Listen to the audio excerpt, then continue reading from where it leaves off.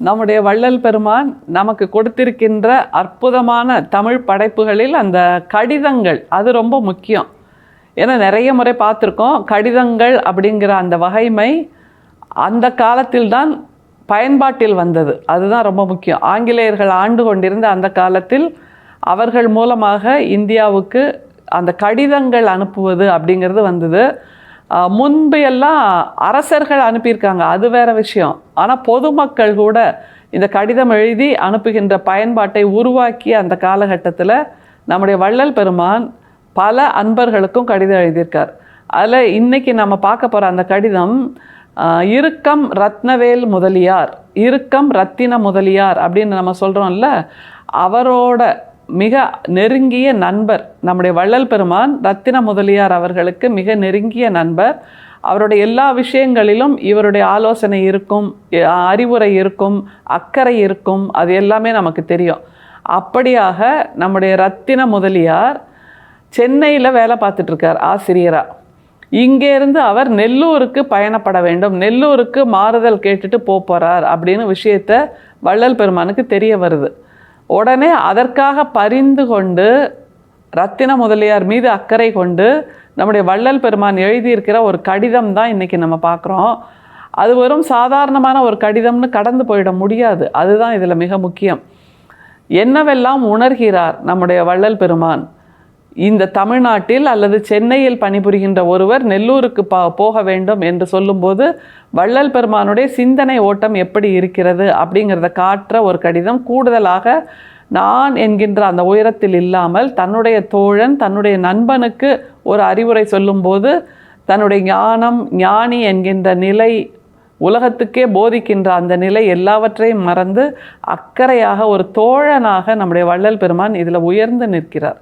அதுதான் ரொம்ப முக்கியம். இந்த தோழமை உணர்வு அது நமக்கு வள்ளல் பெருமான் கற்றுத்தருகின்ற அடுத்த பாடம். ஏன்னா ஜீவகாருண்யம்னு சொல்லிட்டு இப்படி தன்னோடு அன்பாக இருப்பவர்கள் மீது அக்கறை இல்லாமல் இருந்தால் அது பேர் ஜீவகாருண்யம் இல்லை. எனவே இந்த கடிதம் முழுக்க அந்த ஜீவகாருண்யமே ததும்பி வழிவதாக நம்மால் உணர முடியும்.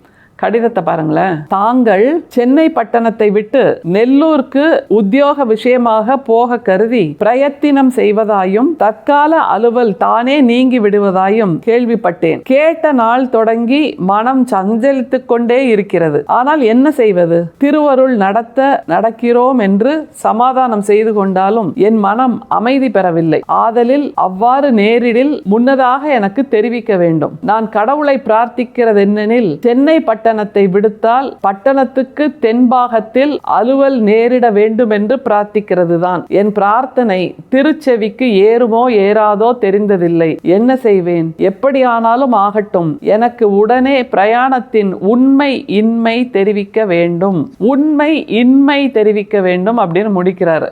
அதாவது நீ அப்படி பயணப்படலை, நெல்லூருக்கு போகலை அப்படிங்கிறத எனக்கு சொல்லு அப்படிங்கிற ஒரு அன்பின் வேண்டுகோளாக இந்த கடிதம் இருக்கிறது. எப்படியெல்லாம் அவர் மனம் சஞ்சலித்து போயிருக்கிறார். தன்னுடைய நண்பன் தன்னுடைய உற்ற தோழன் சென்னையிலிருந்து நெல்லூருக்கு போக போகிறார் அப்படின்ன உடனே அவர் மனசு பதைச்சு போயிடுது. நீ சென்னையில் இல்லைன்னா சென்னைக்கு தென்பகுதிக்கு தான் வரணுமே தவிர நெல்லூருக்கு போகக்கூடாது அப்படின்னு ஒரு அன்பான கட்டளையை இடுகின்ற ஒரு கடிதமாக இது இருக்கிறது. எப்படி அவர் ஆரம்பித்து எப்படி நகர்த்திட்டு போகிறார் பாருங்க கடிதத்தை. இப்படியாக கடிதம் எழுதுகின்ற ஒரு கலையை நம்முடைய வள்ளல் பெருமான் நமக்கு கற்றுத்தருகிறார். அதில் அவருடைய சஞ்சலம், அவருடைய மன வருத்தம், தன்னுடைய தோழனை பிரிகின்ற அந்த வலி எல்லாத்தையும் இறக்கி வைக்கிறார் இந்த கடிதத்தில். அதன் மூலமாக நம்மீது அக்கறை கொள்வதற்கு ஒரு மிக உயர்ந்த பிறவியாக இருக்கக்கூடிய வள்ளல் பெருமான் இருக்கிறார் என்கின்ற ஆசுவாசத்தை ரத்தின முதலியாருக்கு கொடுக்கிறார் அப்படிங்கிறத இந்த கடிதம் தருகின்ற செய்தி. தாங்கள் சென்னை பட்டணத்தை விட்டு நெல்லூருக்கு உத்தியோக விஷயமாக போக கருதி பிரயத்தனம் செய்வதாயும் அலுவல் தானே நீங்கி விடுவதாயும் கேள்விப்பட்டேன். அது ரொம்ப முக்கியம். சென்னை பட்டணத்திலிருந்து நெல்லூருக்கு போகிறீங்க, அந்த மாதிரி பிரயத்தனம் செய்கிறீங்க, அது கூட பரவாயில்ல, ஆனால் அலுவலையும் விட்டுட்டு போகிறீங்க அப்படின்னு கேள்விப்பட்டேன் அப்படிங்கிறாரு. அதாவது இப்போ leaving the job and transferring to another place அப்படின்னு சொல்லுவோம்ல, அந்த மாதிரி போகிறத நம்முடைய வள்ளல் பெருமான் விரும்பலை. அதை திரும்ப யோசிங்க அப்படிங்கிறாரு. Give it a second thought அப்படின்னு நம்ம சொல்லுவோம்ல, அந்த மாதிரி திரும்ப யோசிங்க அப்படின்னு சொல்கிறாரு. ஆனால் எவ்வளோ விஷயங்களை அவர் தெரிஞ்சு வச்சுருக்கார் பாருங்க. சென்னையில் நடக்கிற விஷயங்களை 2 விதமான விஷயங்கள், ஒன்று நெல்லூருக்கு போகிறது, இன்னொன்று அந்த பணியை விட்டு விட்டு போவது அப்படின்னு 2 விஷயத்தையும் தெரிஞ்சு வச்சுருக்கார். இதன் மூலமாக தன்னை நேசிக்கின்ற, தன்னை வணங்குகின்ற, தன்னை ஆராதிக்கின்ற அன்பர்கள் வாழ்வில் என்னவெல்லாம் நடக்கிறது அப்படிங்கிற அந்த தெளிவையும் குறிப்பையும் அவர் தெரிந்து வைத்திருக்கிறார்.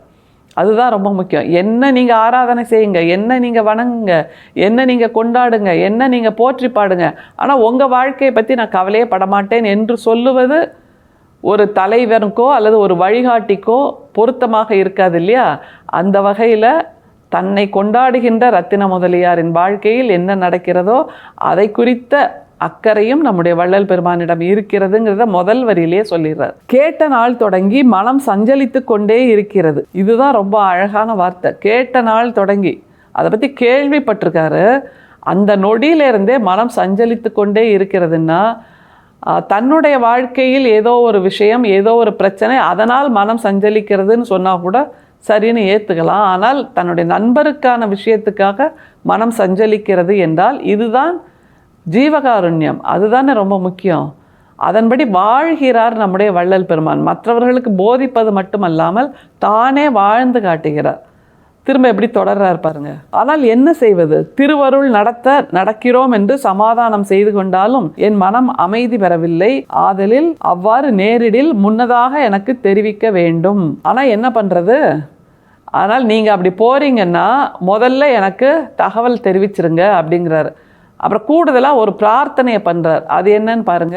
முன்னதாக எனக்கு தெரிவிக்க வேண்டும். நான் கடவுளை பிரார்த்திக்கிறது என்னெனில் சென்னை பட்டணத்தை விடுத்தால் பட்டணத்துக்கு தென்பக்கத்தில் அலுவல் நேரிட வேண்டும் என்று பிரார்த்திக்கிறது தான். அவரே இறையாக நாம் கொண்டாடுகிறோம். ஆனால் அவரும் இறையிடம் ஒரு வேண்டுகோளை வைக்கிறார் என்றால் தன்னுடைய நண்பனுக்காக என்னவெல்லாம் செய்ய துணிகிறார் நம்முடைய வள்ளல் பெருமான் அப்படிங்கிறது மிக முக்கியம். அதனால் சென்னைக்கு தென்பட்டணத்தில் வேலை கிடைக்க வேண்டும் என்று அவர் பிரார்த்திக்கிறார் தன்னுடைய நண்பனுக்காக. எப்படி நிறைவு செய்கிறார் பாருங்க. என் பிரார்த்தனை திருச்செவிக்கு ஏறுமோ ஏறாதோ தெரிந்ததில்லை, என்ன செய்வேன்? எப்படியானாலும் ஆகட்டும், எனக்கு உடனே பிரயாணத்தின் உண்மையின்மை தெரிவிக்க வேண்டும். என் பிரார்த்தனை திருச்செவிக்கு ஏறுமோ ஏறாதோ தெரியவில்லைங்கிறாரு. இதில் மிக முக்கியமாக பிரார்த்திக்கிறேன்னு சொன்னது அது இறையிடம் மட்டும்தான் என்பதாக இருக்க வேண்டியது இல்லை. தன்னுடைய நண்பனிடம் கூட அந்த விண்ணப்பத்தை பிரார்த்தனையாக கொடுக்கிறார். அப்படித்தான் எடுத்துக்கணும். ஏனென்றால் மக்களிடம், தன்னோடு வாழ்கின்ற ஜீவன்களிடம் இறையை உணர்ந்த நம்முடைய வள்ளல் பெருமான் வேறு ஏதோ ஒரு தெய்வத்திடம் போய் பிரார்த்தனை செய்வார் என்று நிச்சயமாக சொல்ல முடியாது. எனவே தன்னுடைய அத்தியந்த நண்பனாக இருக்கக்கூடிய ரத்தின முதலியாரையே அவர் பிரார்த்திக்கிறார். அப்படி தான் எடுத்துக்கணும்.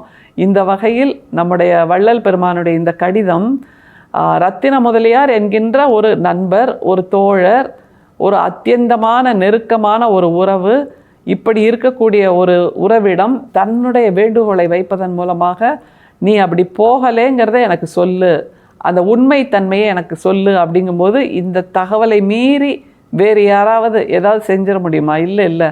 ஏன்னா வரிக்கு வரி அந்த கடிதத்தில் நெளிகிறது, வழிகிறது, பொங்குகிறது, தங்குகிறது எல்லாமே பாசம், அன்பு, பரிவு, அக்கறை, ரத்தின முதலியார் மீது இருக்கின்ற தோழமை. அப்படிங்கும்போது இத்தனை விஷயங்களை அடுக்கும்போது வள்ளல் பெருமானை மீறி யாராவது ஏதாவது செஞ்சிட முடியுமா?